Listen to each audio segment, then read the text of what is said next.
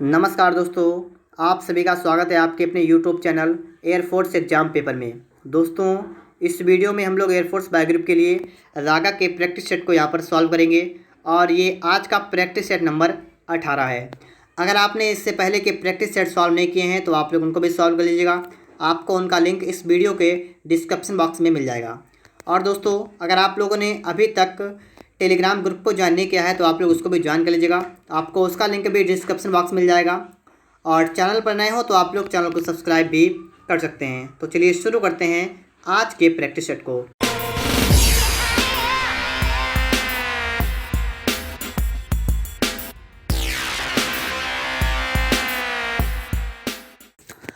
यहाँ पर हम लोग स्टार्ट करेंगे रागा के प्रैक्टिस सेट को।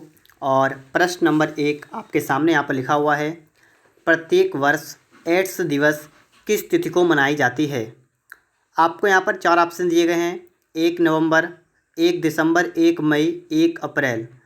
और एड्स दिवस जो है ये 1 दिसंबर को मनाया जाता है, तो आपका ऑप्शन नंबर यहाँ पर बी वाला करेक्ट आंसर हो जाएगा। ठीक है, 1 दिसंबर। आगे देखेंगे हम लोग यहाँ पर प्रश्न नंबर 2, किस ग्रह पर सूर्य पश्चिम में उगता है और पूर्व में डूबता है। शनि, बृहस्पति, शुक्र, वरुण। क्या आपसे कहा गया है कि किस ग्रह पर सूर्य पश्चिम में उगता है और पूर्व में डूबता है, तो ऐसा कौन सा ग्रह है। तो ऐसा ग्रह कौन सा है, शुक्र। ठीक है, शुक्र ग्रह पर सूर्य पश्चिम में उगता है और पूर्व में डूबता है। तो इस तरीके से आपका डी वाला करेक्ट आंसर यहाँ पर हो जाएगा। और इसके बाद हम देखेंगे यहाँ पर तीसरा प्रश्न। दोस्तों, इसी प्रकार से आपको सभी 30 प्रश्न आपको यहाँ पर मिलेंगे और आप लोग अपनी कॉपी पर नंबर डाल दीजिएगा 1 से लेकर 30 तक। और जो आपका प्रश्न सही निकलता हो उस पर आप टिक लगा लीजिए, जो आपका गलत हो उसको काट दीजिए। और फिर आपने मार्क टोटल करिए कि आपके कितने नंबर बन रहे हैं और उन नंबरों को आप लोग हमें कमेंट बॉक्स में बता दीजिएगा। यहाँ पर हम देखेंगे प्रश्न नंबर 3, संवैधानिक पदों पर बैठे व्यक्तियों के वेतन भत्ते का वर्णन किस अनुसूची में वर्णित है। प्रथम, द्वितीय, तृतीय, चतुर्थ। तो आपसे कहा गया है कि संवैधानिक पदों पर बैठे व्यक्ति जो हैं उनका वेतन भत्ता जो है ये किस अनुसूची के अंतर्गत इसका वर्णन किया गया है। तो अनुसूची नंबर 2 के अंतर्गत किया गया है, तो आपका बी वाला करेक्ट आंसर होगा। ठीक है, द्वितीय अनुसूची में। आगे हम लोग बात करेंगे प्रश्न नंबर 4 के बारे में, दुधवा राष्ट्रीय उद्यान किस लिए प्रसिद्ध है। सबसे पहले बात कि दुधवा राष्ट्रीय उद्यान कहाँ पर है, तो ये उत्तर प्रदेश में है। ठीक है, यूपी में है ये। और अब आपसे कहा गया किसके लिए प्रसिद्ध है, तो ये बाघ के लिए प्रसिद्ध है। तो आपका ऑप्शन नंबर यहाँ पर ए वाला बनेगा। ठीक है, बाघ के लिए। और एक जानवर और है, ठीक है, कौन सा है, बारहसिंगा। तो बारहसिंगा और बाघ 2 जानवरों के लिए प्रसिद्ध है। ठीक है, और कहाँ पर है, उत्तर प्रदेश में है। अब इसके बाद दोस्तों बात करेंगे प्रश्न नंबर 5 के बारे में। तो आप देख रहे हैं यहाँ पर प्रश्न नंबर 5, भारत में पिन कोड की शुरुआत कब हुई। 15 अगस्त 1972 को, 16 अगस्त 1974 को, 12 मार्च 1975 को या 15 नवंबर 1976 को। तो यहाँ पर आपका राइट आंसर होगा ऑप्शन नंबर ए वाला, 15 अगस्त 1972 को भारत में पिन कोड की शुरुआत हुई। इसके बाद हम यहाँ पर बात करेंगे अगले प्रश्न के बारे में। नंबर 6 आप लोग देखिएगा, यहाँ पर लिखा हुआ है कि गोवा की राजभाषा क्या है।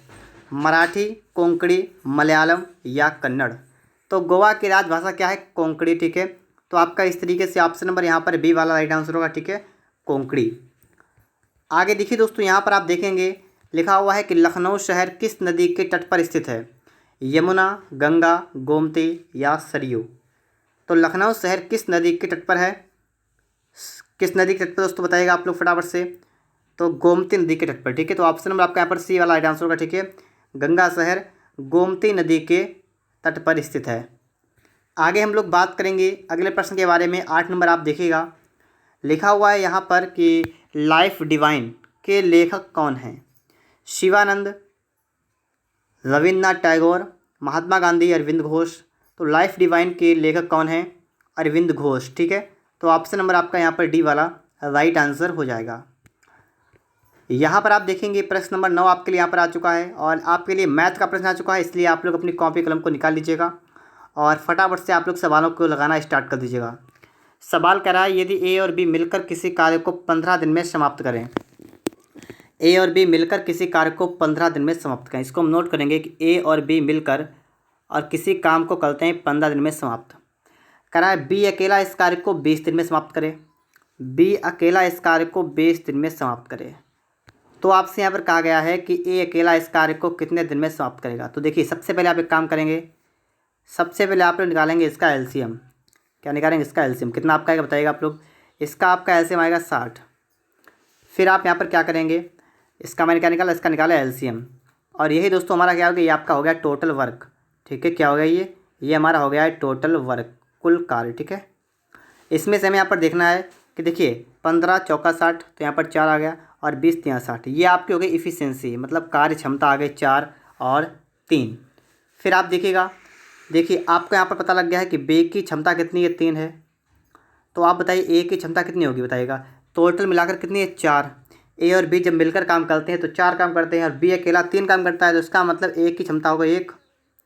और आपसे कहा गया ए अकेला इस कार्य को कितने दिन में पूरा करेगा। तो देखिए कितने दिन में समाप्त करेगा, आपसे समय पूछा गया है। समय बराबर क्या होता है, वर्क अपॉन एफिशिएंसी, ये आपका होता है सूत्र, आप इसको याद कर लीजिएगा। क्या करेंगे, देखेंगे समय बराबर वर्क कितना, वर्क आपका है पूरा 60, और अब इस क्षमता किससे लगेगी, काम कौन करेगा, तो ए अकेला काम करेगा, तो क्षमता एक ही लगाएंगे, एक ही है 1, तो आपका कुल कितना होगा 60। कितना आपका हो जाएगा 60। तो ऑप्शन नंबर आपका यहाँ पर ए वाला बिल्कुल राइट आंसर होगा। ठीक है, 60 दिन।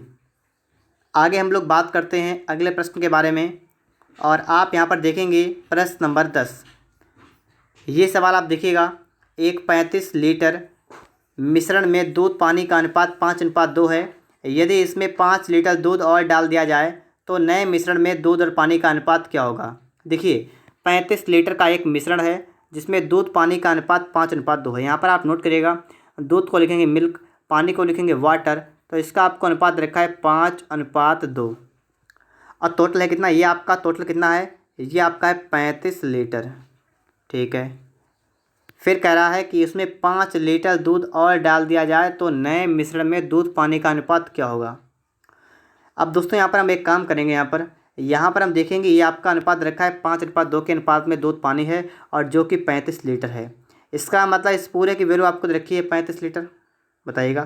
तो इसका मतलब ये हुआ, देखिए 5 तो कितना होता है 7, तो इसका मतलब 7 यूनिट की वैल्यू आपकी हो गई है 35 लीटर। एक की निकालिए, 7 पंचे 35, आपका आएगा 5 लीटर। ठीक है, एक के आगे 5 लीटर। अब आप देखिए तो 5 यूनिट कितनी होगी, पचम आपका हो जाएगा 25 लीटर हो जाएगा। यहाँ पर कितना आपका हो जाएगा, आपका हो जाएगा 25 लीटर। और 2 यूनिट की वैल्यू कितनी आपकी होगी, 2 पंचे कितना होगा आपका, हुआ है 10 लीटर। देखिए आपने यहाँ पर ये निकाल दिया है कि अगर आपका दूध 25 लीटर है तो आपका पानी कितना है, 10 लीटर। सवाल करा इसमें 5 लीटर दूध और डाल दिया जाए। देखिए इसमें सवाल क्या कर रहा है कि इसमें 5 लीटर दूध बढ़ाइएगा, तो मैंने इसे 5 लीटर दूध बढ़ा दिया, तो अब ये आपका हो गया है 30 लीटर, और ये आपका हो गया है 10 लीटर। और आपसे कहा गया है कि तो नए मिश्रण में दूध पानी का अनुपात, तो आपका ये निकल के आ गया है नया मिश्रण। अब इसमें आपको निकालना है दूध पानी का अनुपात। तो देखिएगा आप क्या करेंगे, आप इस 30 वाले से आपका 0 कैंसिल हुआ, तो आपका निकल जाएगा 3:1। तो यही आपका दोस्तों यहाँ पर बनेगा अनुपात। नए मिश्रण में दूध पानी का अनुपात कितना होगा, 3:1। ऑप्शन नंबर आपका यहाँ पर ए वाला बिल्कुल करेक्ट आंसर हो जाएगा। आगे इस प्रश्न के बारे में बात करेंगे। यहाँ पर देखिएगा प्रश्न नंबर 11 यहाँ पर लिखा हुआ है 20%, 25% तथा 10% के 3 क्रमिक बट्टों के समतुल्य एकमात्र बट्टा क्या होगा। देखिए 3 बट्टे के समतुल्य आपको एक बट्टा निकालना है। तो इसमें सबसे पहले आप एक काम कर लीजिएगा, आपको फ़ायदा रहेगा कौन सा, कि आप इस परसेंटेज को भिन्न में चेंज कर लीजिए। जैसे आपका पहला लिखा हुआ है 20%, 20% का मतलब 20 के बटा में 100 करेंगे तो आपका निकल के आएगा 1/5। इसी तरीके से 25% का वैल्यू आपको पता होगा, फ्रैक्शन वैल्यू कितना होता है, 1/4 होता है। और 10% का फ्रैक्शन वैल्यू कितना होता है, 1 होता है 10। और बट्टा का मतलब होता है छूट। देखिए कहने का मतलब है कोई चीज़ 5 रुपये की है, आपने उसमें 1 की छूट दे दी, तो कितने की अब आप बेचेंगे, 4 की बेचेंगे ना। तो बस यही बात है, 5 वाली चीज़ कितने में दे दी, 4 वाले में दे दी, मतलब 4 में दीजिए। बात को समझिए, 5 की चीज़ 4 में, और ये इसका मतलब 4 से कम में, मतलब 4 वाली चीज़ आपने दी 3 में। और यहाँ पर देखिए 10 वाली चीज़ कितने में दी, 9 में दे दी। इसका मतलब ये हुआ टोटल। ठीक है, बात को समझिए। यहाँ पर मैंने आपको क्या बताया है कि कोई चीज़ का कीमत अभी 5 रुपये है और बट्टा के बाद 4 रुपये हो गया, तो 4 रुपये था तो 3 हो गया, और 10 था तो 9 हो गया। ठीक है, यहाँ से आप देखिएगा अगर इनका कुछ कट रहा हो तो आप काट दीजिएगा, 4 4 कट जाएगा। ठीक है, कुछ नहीं कटेगा, इसमें गुणा करिए, इधर वाले की इधर इसमें गुणा करिए। देखिए 5 सामान आपका होगा 50, और इधर आपका कितना होगा, 9 आपका होगा 27। अब देखिए पहले मूल्य आपका ये वाला था और छूट के बाद आपका मूल्य ये वाला हो गया। आपसे कहा कि बट्टा क्या होगा, बट्टा आपको निकालना है परसेंट में। देखिए 50 की चीज़ और 27 कीमत हो गई तो कितनी कम हो गई, जितनी कम हुई ये बट्टा दिया। देखिए बट्टा निकालेंगे पहले बट्टा, तो बट्टा परसेंटेज में निकाल लीजिए। क्या करेंगे, इसमें बट्टा मिला कितना, तो इसमें कमी आ गई है 23 की। ये हुआ ना, 50 की चीज़ 27 की मान लीजिए आपने दे दी तो आपने 23 कम कर दी ना, तो आपका बट्टा कितना हो गया, आपका बट्टा हो गया 23। बट्टा कितना हुआ, 23 हुआ। अब बताइएगा कितने की चीज़ थी जिसमें 23 कम किए, तो हमारी चीज़ कितने की थी, हमारी चीज़ थी 50 की। 50 तो हम कर देंगे, गुणा कर देंगे 100 से। 50 सेकंड 50, 50 गुना 100 कितना आपका आएगा, 46%। तो बट्टा आपका निकल के आ चुका, कितना आपका आ गया, 46%। और ऑप्शन की बात करेंगे तो यहाँ पर आपका डी वाला बनेगा। ठीक है, 46% आपका यहाँ पर बिल्कुल राइट आंसर होगा। अगर आपको वीडियो की क्वालिटी साफ़ ना लग रही हो, वीडियो साफ़ ना दिख रही हो, तो आप लोग इस क्वालिटी को बढ़ा लीजिएगा। ठीक है, तो आपको वीडियो साफ़ दिखेगी। और चैनल पर नए हो तो आप लोग चैनल को सब्सक्राइब भी करिएगा। और इससे पहले कि अगर मॉक टेस्ट आपने नहीं लगाए हैं तो आप लोग उनको लगाइएगा। ठीक है, ढेर सारे मॉक टेस्ट आपको इस चैनल पर मिलेंगे, तो आप लोग उनको लगा सकते हैं। वीडियो अच्छा लग रहा हो तो आप लोग वीडियो को लाइक कर सकते हैं, टेलीग्राम ग्रुप को भी ज्वाइन कर लीजिएगा। यहाँ पर आप देखेंगे प्रश्न नंबर 12, तो आप यहाँ पर देखिएगा प्रश्न नंबर आपसे 12 करा है कि रंजना और राखी का अनुपात, आयु का अनुपात 15:17 है। 6 वर्ष बाद इनकी आयु का अनुपात 9:10 होगा। 6 वर्ष बाद रंजना की आयु कितनी होगी। देखिए रंजना और राखी दो लड़कियां हैं, हम यहाँ पर नोट करते हैं कौन कौन है। एक है रंजना, ठीक है, रंजना, और एक कौन, एक और राखी। ठीक है, एक हो गई रंजना, एक राखी है, और इनकी आयु का अनुपात आपको देखा है 15:17। और फिर आपसे कहा गया है कि इनकी आयु का अनुपात 9:10 हो जाता है 6 वर्ष के बाद। 6 वर्ष के बाद इनकी आयु का अनुपात हो जाता है कितना, 9:10। देखिए ये 6 वर्ष के बाद, ठीक है, कहने का मतलब क्या है, यहाँ पर लगा लीजिए, कोई दिक्कत नहीं, दोनों मिक्स है कि 6 वर्ष बाद, 6 वर्ष बाद क्या होता है, इनकी आयु का अनुपात हो गया 9:10। दोस्तों आप यहाँ पर एक चीज़ देखिएगा, क्या इनका मतलब अंतर जो सेम आ रहा है। देखिए जैसे 15 से 9 गया 6 और 17 से 10 गया 7, तो इसका अंतर सेम नहीं आ रहा है। जब भी आपका अंतर सेम ना आए तो आप इसमें एक काम करिएगा, आप लोग इसका अंतर करिए, कितना हुआ, 15-17 में 2 का अंतर हुआ, तो आप लोग इसमें आप लोग 2 से गुणा कर देंगे। और यहाँ पर अंतर कितने का है, 1 का अंतर है, तो ऊपर वाले में 1 से गुणा करेंगे। 1 से गुणा करने से हमें कोई फ़ायदा नहीं मिलेगा। ठीक है, तो कुल मिलाकर आपका इतना हो जाएगा। फिर देखिए 15/17 तो आपका वही रहा, लेकिन 9 दूना 18 अनुपात कितना हो गया, 20, इतना आपका हो गया। ठीक है, यहाँ पर देखिए आपका कितना अंतर आ रहा है, 3 का अंतर आ रहा है, तो 3 की वैल्यू आपके आ गई 6 वर्ष। बात को समझिएगा, 3 की वैल्यू दोस्तों आपके यहाँ पर कितने हो गए, 6 वर्ष यहाँ पर हो गए 3 की वैल्यू। तो इस तरीके से आपने यहाँ पर देखा है, देखिएगा 1 की वैल्यू आपकी आ गई 2 वर्ष, 1 की आ गई 2 वर्ष। ठीक है, 1 की कितनी आ गई, 2 वर्ष। आपसे कहा 6 वर्ष बाद रंजना की आयु ज्ञात कीजिए। 6 वर्ष बाद रंजना की आयु कौन सी वाले, तो 6 वर्ष बाद रंजना की आयु कौन सी, ये वाले। ठीक है, ये आपको निकालनी है। 9 दूना 18, 1 की वैल्यू 2 वर्ष, तो 18 की वैल्यू कितनी होगी, तो होगी 18 गुणा में आपका होगा 2, तो कितना आएगा, 36 वर्ष। कितना आपका आएगा, 36 वर्ष। दोस्तों आपका यहाँ पर बिल्कुल राइट आंसर होगा। और ऑप्शन की बात करेंगे तो आपका यहाँ पर डी वाला बनेगा। ठीक है, 36 वर्ष। इसके बाद हम लोग बात करेंगे अगले प्रश्न के बारे में, और आपके सामने यहाँ पर आ चुका है प्रश्न नंबर 13। 125 मीटर लंबी रेलगाड़ी 60 किलोमीटर प्रति घंटा की चाल से चलकर एक पुल को 30 सेकेंड में पार कर जाती है। पुल की लंबाई ज्ञात कीजिए। देखिएगा 125 मीटर लंबी रेलगाड़ी 60 किलोमीटर प्रति घंटा की चाल से चलकर एक पुल को 30 सेकेंड में पार कर जाती है। पुल की लंबाई आपको बतानी है। आपको पुल की लंबाई नहीं देखी, मैंने मान लिया पुल की लंबाई है x मीटर। ठीक है, x मीटर मैंने मान लिया। अब देखिए आपको ये तो पता होगा कि जब भी कोई रेलगाड़ी किसी पुल वगैरह को पार करती है तो उसकी दूरी जो है ये रेलगाड़ी की लंबाई में पुल की लंबाई जुड़ जाती है, वो आपकी होती है दूरी। देखिए आप सभी को ये तो पता है कि दूरी बराबर सूत्र क्या होता है, दूरी होता है चाल गुणा समय, ये होता है। देखिए यहाँ पर दूरी कितनी हो जाएगी, 125 मीटर लंबी रेलगाड़ी है और पुल को पार करती है, तो दूरी होगी इन दोनों की कुल लंबाई को मिलाकर, तो 125, ठीक है, मीटर ये, और इसमें आपकी x मीटर पुल, तो ये होगी आपकी दूरी बराबर चाल। अब चाल कितनी है, तो चाल है 60 किलोमीटर प्रति घंटा, और आपका आंसर आ रहा मीटर में, यहाँ पर भी सेकंड है, तो एक काम करते हैं हम 60 किलोमीटर प्रति घंटा को मीटर प्रति सेकंड में चेंज कर लेंगे। क्या करेंगे, 5/18 से गुणा कर देंगे। गुणा, ये आपका हो गया है चाल। समय की बात करेंगे, समय है 30 घंटे का, तो 30 सेकेंड, तो लिखेंगे 30। तो कुल मिलाकर इतना आप सभी को कर लेना है, ठीक है। देखिए इसके बाद 6×3 = 18 और 6×5 = 30 और 3×1 और 3 से काटेगा 3×2 आपका आ गया 20, ठीक है। देखिए 125 प्लस का x बराबर और 20×5 कितना हुआ 100, कितना हुआ 100 और 20×5 100×5 500, तो आपका हुआ 500, ठीक है। कितना हुआ 500। आगे देखना है इसके बाद हमें, तो देखिए यहाँ पर x बराबर कितना होगा 500 से आपको क्या करना है 125 को माइनस कर देना है। कितना बचेगा 10 से 5 गया 5, 9 से 7 गया 2, 4 से 1 गया 3, कितना आपका दोस्तों यहाँ पर आ गया 325। एक बार फिर से दोस्तों हम यहाँ पर सवाल को देख लेते हैं, ठीक है। गलत हो गया थोड़ा सा, 10 से 5 गया 5, 9 से 2 गया 7, 3 का 3, ठीक है। कितना आपका 375। तो 375 मीटर आपका यहाँ पर बिल्कुल राइट आंसर होगा। और ऑप्शन की बात करेंगे तो ए वाला बनेगा। आगे देखिएगा आप लोग यहाँ पर प्रश्न नंबर आपके लिए 14 नंबर आपको यहाँ पर दिख रहा होगा, ठीक है। इसको थोड़ा जूम कर लेता हूँ, इस तरीके से देखिएगा, अब आपको दिखने लगा होगा। सवाल कर रहा है कितने समय में 10,000 रुपये का साधारण ब्याज 6% वार्षिक दर से 450 रुपये हो जाएगा। तो 450 रुपये हो जाएगा साधारण ब्याज और इतने रुपए पर और 6% की दर से। तो कुल मिलाकर यहाँ पर दोस्तों बात क्या बन रही है उस बात को समझते हैं। आपको पता है साधारण ब्याज क्या होता है, देखिएगा मैं आपको यहाँ लिख के दिखा रहा हूँ, ठीक है।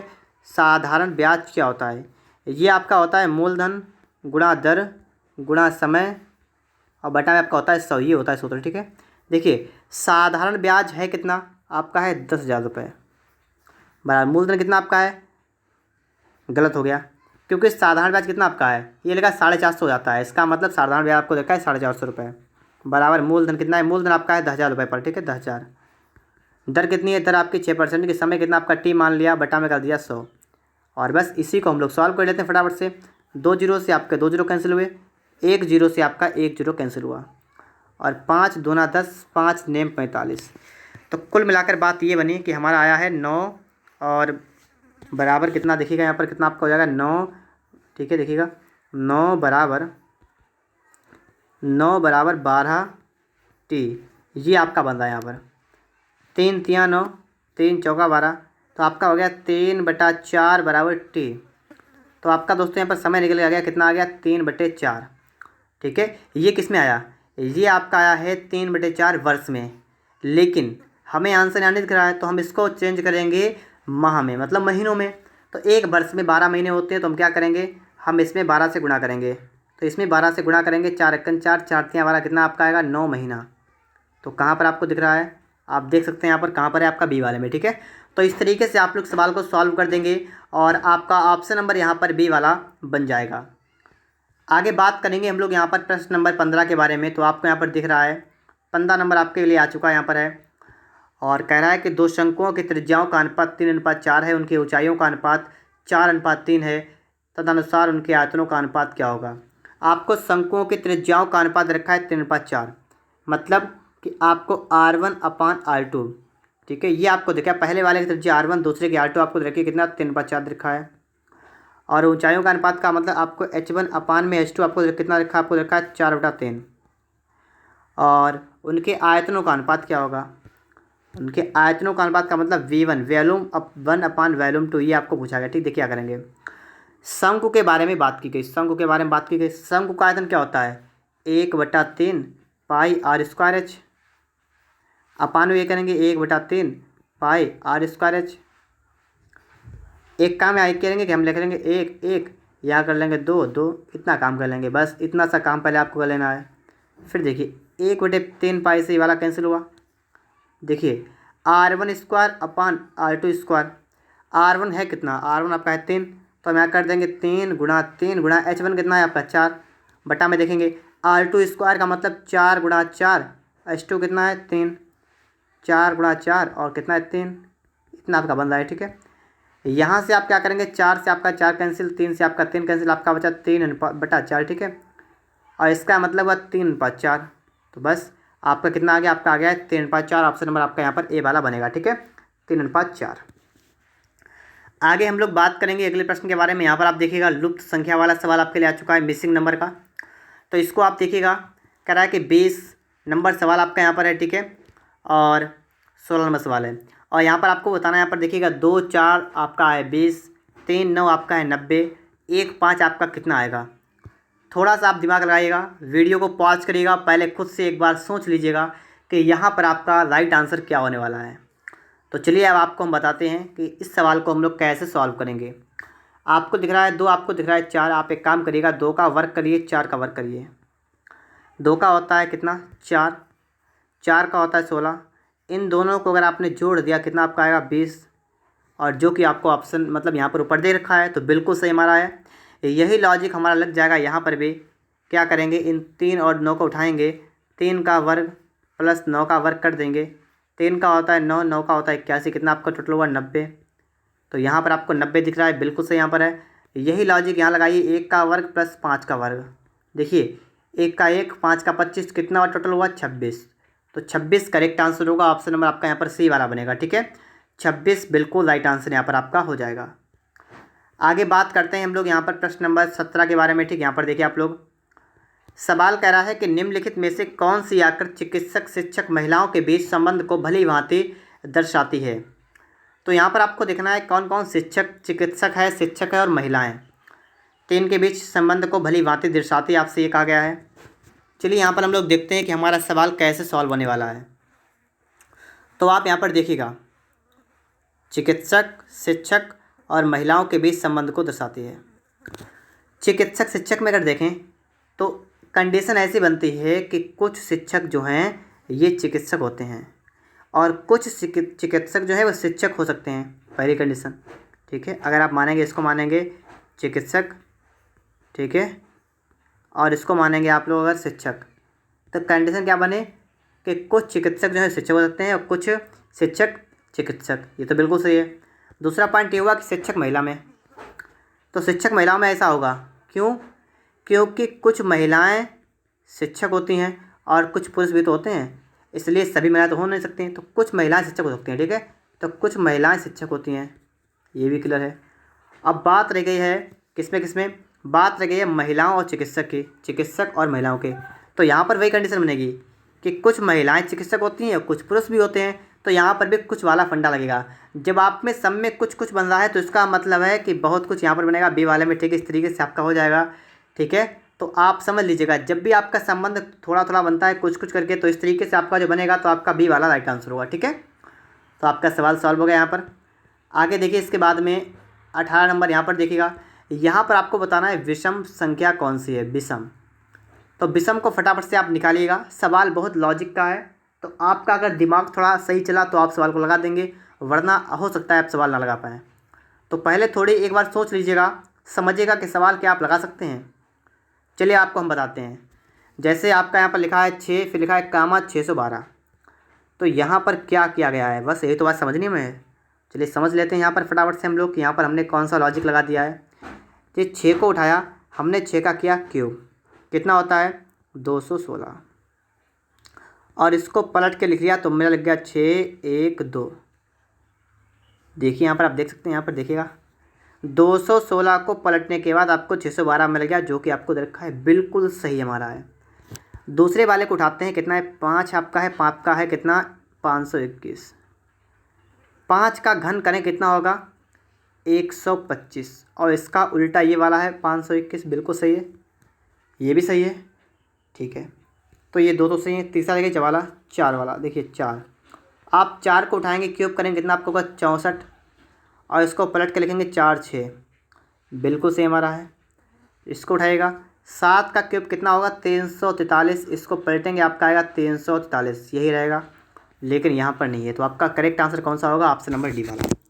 तो इस तरीके से आप लोग सवाल को सॉल्व कर सकते हैं, और आपका राइट आंसर यहाँ पर क्या होगा, ऑप्शन नंबर डी वाला यहाँ पर आपका बिल्कुल करेक्ट आंसर हो जाएगा। आगे बात करते हैं यहाँ पर प्रश्न नंबर 19 के बारे में। यहाँ पर आप देखेंगे, ठीक है, कि आपका सवाल किस तरीके से यहाँ पर सॉल्व होने वाला है। जैसे आपका यहाँ पर लिखा हुआ है, ठीक है, इसको देखिएगा, थोड़ा मैं इसको जूम कर आपको दिखा रहा हूँ इस तरीके से। अब आप यहाँ पर देखिएगा, आपको दिख रहा है आपकी संख्याएं सिर्फ 4 4 ली गई हैं, वो भी 3 6 9 1, इन्हीं 4 में पूरा खेल चल रहा है। सिर्फ थोड़ा सा यहाँ पर क्या कर रहे हैं लोग, देखिए, जैसे आपका यहाँ पर लिखा नंबर 1 पर 3, तो आपका आ गया नंबर 3 पर। ठीक है, पहला ये हुआ। दूसरे में क्या गया, आपका नंबर 1 पर 6 है, तो नंबर 3 पर ये भी आ गया 6। तो मतलब यहाँ पर कहने का हो रहा है कि पहली संख्या नंबर 3 पर जा रही है, पहली संख्या नंबर 3 पर। जैसे यहाँ पर आपके 4 संख्या आएंगी, 1 2 3 4 संख्या आएंगी, तो पहली वाली संख्या आपकी जाएगी नंबर 3 पर, और यहाँ पर आपका आएगा 3। यहाँ पर कितना आपका आएगा, यहाँ पर आपका आएगा 3, नंबर 3 आएगा यहाँ पर, ठीक है। और देख लीजिए, पहले इतना तो आप समझ के होंगे ना, इतना तो आपके खूब अच्छी तरीके से दिमाग में फीड हो गया होगा। इस तरीके से आप लोग यहाँ पर कर सकते हैं। इसके बाद दोस्तों आप एक चीज़ और देखेंगे, क्या देखेंगे, देखिए मैं आपको एक चीज़ और दिखा देता हूँ, ठीक है, जिससे कि देखिए अभी आपका आंसर तो अभी आ गया। 3 नंबर पर कहाँ पर है, 3 नंबर देखिए आप लोग यहाँ पर, आपको इसके बाद तीसरा नंबर, तो आपका बी वाला करेक्ट आंसर होगा ऐसे ही। और देखिए एक यहाँ पर लास्ट में, यहाँ पर एक लास्ट में, यहाँ पर भी एक लास्ट में, यहाँ पर एक लास्ट में, तो यहाँ पर भी एक लास्ट में, तो आपका 3 का कितना आएगा, 1। देख लीजिएगा बिल्कुल लास्ट में, मतलब बी वाला में आपको दिख रहा है यहाँ पर, तो आपका बी वाला राइट आंसर हो जाएगा। दोस्तों अगर आपको वीडियो अच्छा लग रहा हो तो आप लोग वीडियो को लाइक वगैरह करिएगा, चैनल को सब्सक्राइब भी कर दीजिएगा। यहाँ पर सवाल आपके लिए है, इस सवाल को आपको लगाना है, आंसर कमेंट बॉक्स में बताइएगा। यहाँ पर आप देखिएगा सवाल नंबर 21, एक औरत की तरफ इशारा करते हुए एक आदमी ने कहा, यह मेरे पिता के बेटे की माँ है। वह आदमी उस औरत से किस तरह गलत हो गया यहाँ पर, ठीक है, तरह, ठीक है, किस तरह संबंधित है, ठीक है। देखिए एक औरत की तरफ इशारा करते हुए एक आदमी ने कहा, कहा किसने, एक आदमी ने कहा, ठीक है, एक आदमी ने कहा, और इशारा किसकी तरफ, क्या, एक औरत की तरफ इशारा करते हुए, और कहा किसने, आदमी कहता है कि यह, आदमी ने कहा यह माने औरत, मेरे पिता, आदमी के पिता, ठीक है, आदमी के पिता की बेटी, और पिता की बेटी, मान लीजिए बेटी यहाँ पर है, ठीक है, और बेटी की माँ है, बेटी की बेटी और की माँ है।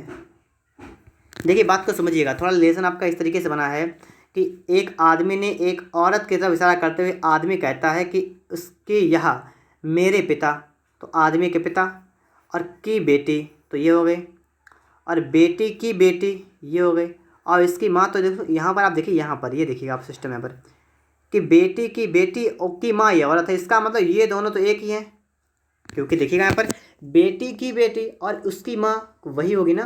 तो इस तरीके से आपका यही है, जो ये बेटी है ना, यही ये औरत भी है।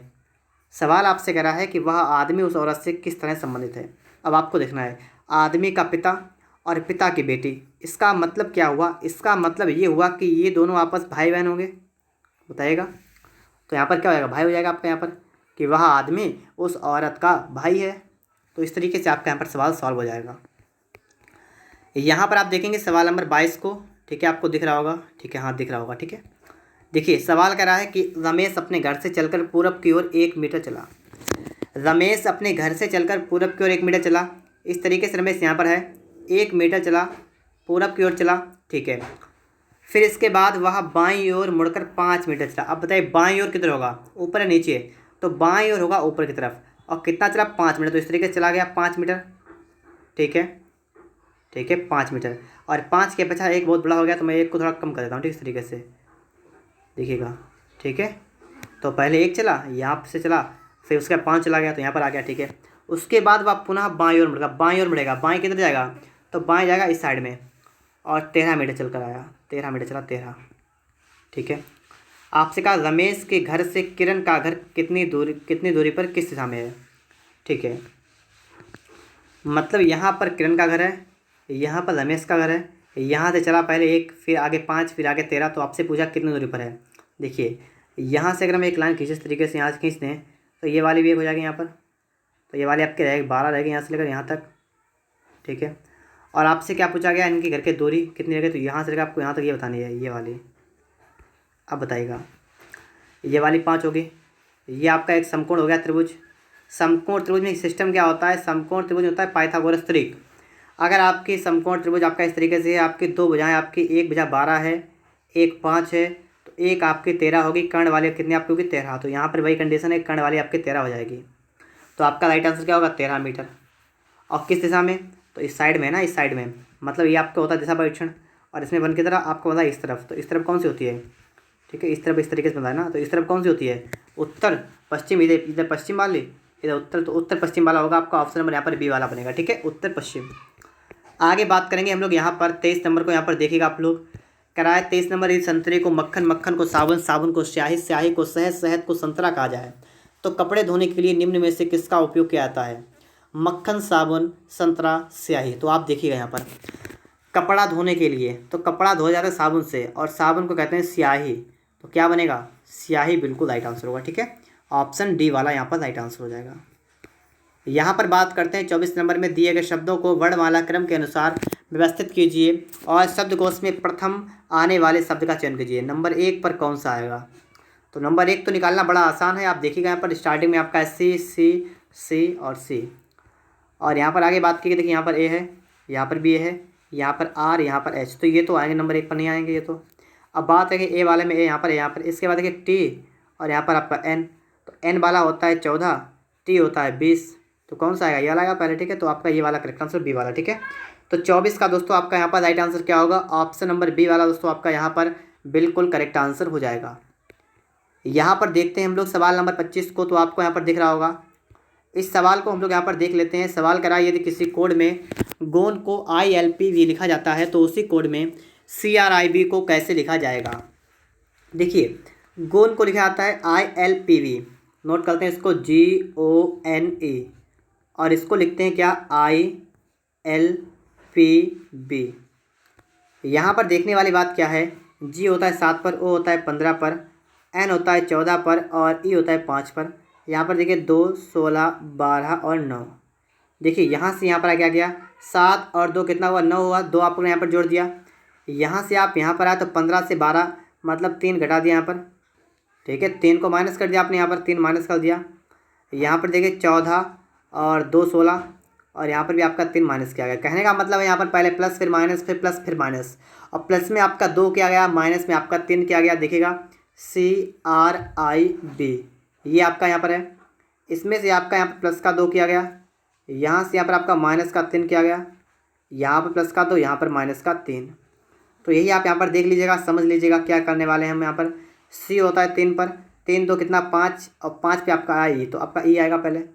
फिर देखिए R 18 पे होता है, 18 में से 3 कितना 15, 15 पे क्या आएगा? O आएगा आपका यहाँ पर। ठीक है, तो EO कहाँ पर आपको दिख रहा है? ऑप्शन नंबर डी वाले में आपको दिखने लगा है, तो आपका डी करेक्ट हो गया। ठीक है, तो इस तरीके से आप कम से कम समय में आप सवालों को सॉल्व करना सीखें, जिससे कि आप लोग एग्जाम में टाइम की बचत कर सकें। तो आपका यहाँ पर कौन सा बन गया? डी वाला। आगे देखिए इसके बाद यहाँ पर दोस्तों आप देखेंगे सवाल नंबर आपके लिए कौन सा आ चुका है? 26 नंबर सवाल आपके लिए यहाँ पर आ चुका है, और इस सवाल को आपको यहाँ पर समझ लेना है सवाल। ठीक है, 26 नंबर ये रहा आपके लिए, इस सवाल को आपको यहाँ पर देखना है। ठीक है, चलिए देखते हैं यहाँ पर। तो यहाँ पर आप सवाल को इस प्रकार से देखेंगे। ठीक है, थोड़ा सा मैं नीचे करता हूँ, इस तरीके से आप देखिए यहाँ पर, यहाँ पर देखिए, यहाँ पर देखिए, यहाँ पर देखिए। जब ये प्रत्येक बार आपका जब ये 90 डिग्री पर घूम रहा है तो इसमें नीचे से आपके तीलियाँ यहाँ पर देखिए 4 थी, यहाँ पर हो गए 3, यहाँ पर रह गए 2। तो यहाँ पर दोस्तों हो क्या रहा है? यहाँ पर दोस्तों आपकी एक तीली यहाँ पर जो कम होती है। ठीक है, आप पीछे देखिएगा, एक आपकी जो लाइन ये वाली है, ये वाली मतलब इस तरीके से जो आपकी लाइन हो रही है वो कम होती है। एक बार यहाँ पर देखिए, यहाँ पर पीछे देखिए, यहाँ पर देखिए, यहाँ पर देखिए, तो 3 2 1, यहाँ पर वही कंडीशन है। यहाँ पर देखिए 2, यहाँ पर 1, और तो फिर यहाँ पर कितनी होंगी? 1 भी नहीं होंगी। तो इस तरीके से आप यहाँ पर देखेंगे, देखिए ये आपकी ऊपर वाले तो हो जाएगी, लेकिन आपके नीचे की साइड में 1 भी नहीं होंगी। इस तरीके से आपका जो बनेगा आपका डी वाला ही बनेगा। आप इसको घुमा के देख लीजिएगा। ठीक है, हर बार में आपको 1 कम करनी है तो आप कम करेंगे, तो आपका यहाँ पर कौन सा बन जाएगा? 4 वाला दोस्तों आपका यहाँ पर बिल्कुल राइट आंसर हो जाएगा।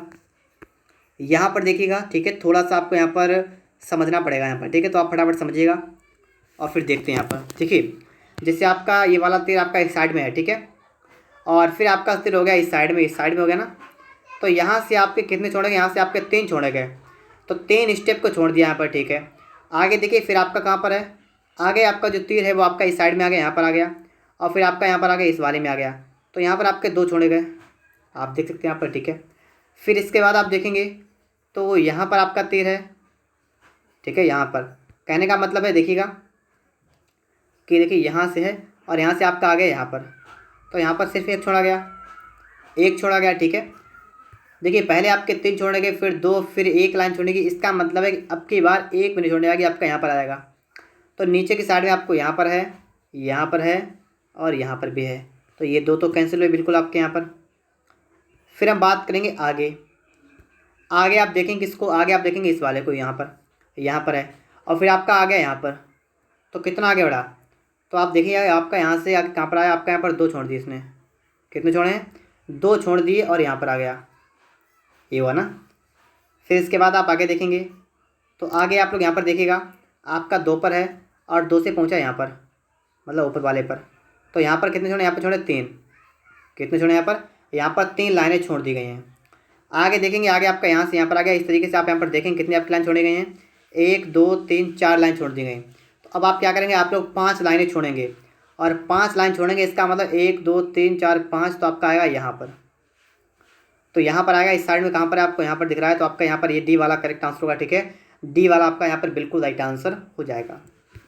आगे बात कर लेते हैं हम लोग प्रश्न नंबर 28 के बारे में। आपको यहाँ पर दिख रहा होगा 28 नंबर, आपको दोस्तों यहाँ बताना है दर्पण प्रतिबिंब कौन सा है, ठीक है। दर्पण के सामने अगर हम ये रखें तो हमें कैसा दिखाई देगा। तो दोस्तों आप यहाँ पर देखेंगे, आपको यहाँ पर इस तरीके से बनेगा, आपका एक चतुर्भुज बन जाएगा इस तरीके से, ये लाइन आपके है, आपके जो लाइन है इस प्रकार से ना, तो ये वाली लाइन आपकी इधर आएंगे, ठीक है, इधर।